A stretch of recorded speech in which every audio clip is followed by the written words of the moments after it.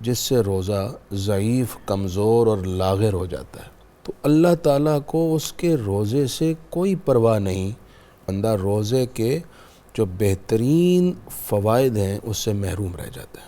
سحر و افطار کا اذان سے کوئی تعلق نہیں ہے۔ روزہ رکھا ہوا ہوتا ہے، ٹوتھ پیسٹ نکالتے ہیں، برش پہ لگاتے ہیں اور برش کرنا شروع کر دیتے ہیں، کہتے ہیں ہم نے کون سا کچھ کھایا ہے۔ السلام علیکم، میں ہوں مہر ذیشان، آپ دیکھ رہے ہیں 92 نیوز ڈیجیٹل۔ ناظرین، رمضان کی آمد ہے اور ہمیں اللہ تعالیٰ کا شکر ادا کرنا چاہیے کہ اللہ تعالیٰ نے ہمیں ایک اور موقع دیا تاکہ ہم اپنے رب کو راضی کریں، اپنے گناہوں کو بخشوائیں اور اپنے رب کو یاد کریں۔ میرے ساتھ آج مفتی محمد فاروق القادری صاحب موجود ہیں۔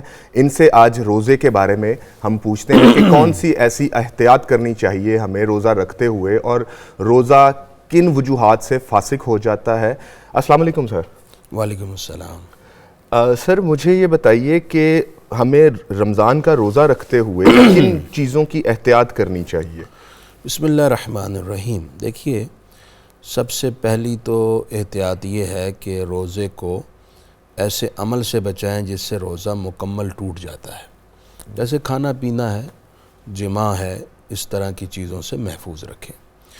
دوسرا یہ ہے کہ روزے کو ایسے اعمال سے بچائیں جس سے روزہ ضعیف، کمزور اور لاغر ہو جاتا ہے اور روزہ آپ کو فوائد دینے سے قاصر رہ جاتا ہے۔ وہ اعمال کون سے ہیں؟ مثلاً آپ روزہ رکھ کر جھوٹ نہ بولیں، روزہ رکھ کر آپ بددیانتی، بے ایمانی نہ کریں، روزہ رکھ کر آپ کسی کو چیٹ نہ کریں، اپنے ماں باپ کی بے ادبی نہ کریں، کسی کو اذیت اور نقصان نہ پہنچائیں، کوئی ایسا کام نہ کریں جو انسانیت کے لیے یا ملک کے لیے نقص کا اور تکلیف کا باعث ہو۔ جیسا کہ صحیح بخاری میں حدیث ہے، اللہ کے رسول نے فرمایا، من لم یدع قول الزور والعمل به فلیس للہ فی ان یدع طعامہ وشرابہ او کما قال، کہ جس شخص نے روزہ رکھا مگر جھوٹ نہیں چھوڑا اور جھوٹ کے بنیاد پر اعمال نہیں چھوڑے برے، تو اللہ تعالیٰ کو اس کے روزے سے کوئی پرواہ نہیں، وہ بے شک بھوکا رہے، بے شک پیاسا رہے، اللہ کو اس کی کوئی فکر، کوئی پرواہ نہیں ہے۔ معلوم ہوا کہ روزہ رکھ کر اگر برائی نہیں چھوڑی جائے گی تو بندہ روزے کے جو بہترین فوائد ہیں اس سے محروم رہ جاتا ہے۔ بالکل۔ اچھا مفتی صاحب، مجھے ایک بات بتائیے گا کہ اکثر یہ دیکھنے میں آتا ہے کہ جب سحر کا وقت ختم ہونے والا ہوتا ہے، اذانیں شروع ہو جاتی ہیں، تو لوگ کہتے ہیں کہ ابھی پانی پی لو کوئی مسئلہ نہیں ہے، تو وہ اذان تو ہماری 10-15 منٹ تک تو چلتی ہے، تو وہ 15 منٹ آگے لے جاتے ہیں، تو اس سے روزہ ہو جاتا ہے یا روزہ فاسق ہو جاتا ہے؟ بہت اہم کویسچن اٹھایا آپ نے۔ سحر و افطار کا اذان سے کوئی تعلق نہیں ہے، نہ سحر کا اور نہ ہی افطار کا، اس کا تعلق ہے وقت کے ساتھ۔ جیسے ہی رات کا آخری نقطہ ختم ہوگا، آخری لمحہ ختم ہوگا، آپ کے سحر کا وقت ختم ہو چکا ہے، اور بیسیکلی اذان تو ہوتی ہی اس وقت ہے جب سحر کا وقت ختم ہو جاتا ہے، یعنی کہ پہلی اذان پہ ہی رک جانا چاہیے۔ اذان اگر سحر کے وقت میں دے دی جائے گی تو پھر اذان ہی نہیں ہوگی، کیونکہ اذان تو دینی ہے فجر کے لیے، اور فجر کا وقت کب شروع ہوگا؟ جب رات ختم ہوگی، اور رات کا ختم ہونا سحر کا ختم ہونا ہے۔ اگر آپ نے اذان کے دوران کھانا پینا جاری رکھا، چاہے ایک لقمہ یا ایک گھونٹ پانی ہو، تو آپ کا روزہ نہیں ہوگا۔ اسی طرح افطار ہو تو افطار کے وقت عمومی طور پر لوگ ٹی وی پہ دیکھتے ہیں یا اناؤنسمنٹ سنتے ہیں یا اذان سنتے ہیں، تو ان کا افطار کرنا درست ہے، لیکن اگر اذان لیٹ بھی ہو جائے اور وقت ہو چکا ہے تو آپ افطار کر لیں، آپ کا افطار کرنا درست ہوگا۔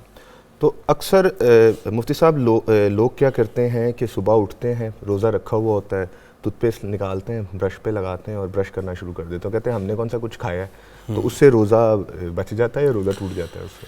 بڑی احتیاط کی ضرورت ہے جی۔ آپ سارا دن بھوکے پیاسے رہیں گے اور تھوڑی سی بے احتیاطی سے کہیں اپنا روزہ آپ فاسد نہ کر دیں۔ اس کے لیے ضروری ہے کہ آپ نے اگر ٹوتھ برش کرنا ہے تو سحر کے وقت میں کریں، روزہ رکھ کے بالکل نہ کریں۔ تجربہ یہ ہے اس سے روزہ ٹوٹ جاتا ہے؟ جب بھی آپ ٹوتھ برش کریں گے تو پیسٹ کے کچھ نہ کچھ ذرات آپ کو حلق میں فیل ہوتے ہیں، ان کا حلق میں جانے کا مطلب ہے آپ کا روزہ ٹوٹ گیا.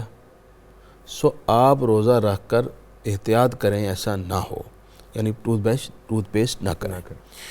ہاں آپ مسواک کر سکتے ہیں، مسواک کیجئے، وہ بھی کڑوی لکڑی کی، اور وہ بھی وہ لوگ کریں بعض لوگوں کے مسوڑے کمزور ہوتے ہیں، وہ جب مسواک بھی کریں تو ان کے دانتوں سے خون نکلنا شروع ہو جاتا ہے. اگر آپ کے دانتوں سے خون نکل رہا ہے تو پھر آپ پرہیز کیجئے تاکہ وہ خون حلق میں نہ جائے، کیونکہ اس سے بھی روزے میں فساد آ جائے گا. لہٰذا جن لوگوں کے دانت ٹھیک ہیں وہ مسواک کر سکتے ہیں، ٹوتھ برش نہ کریں، ٹوتھ پیسٹ نہ کریں.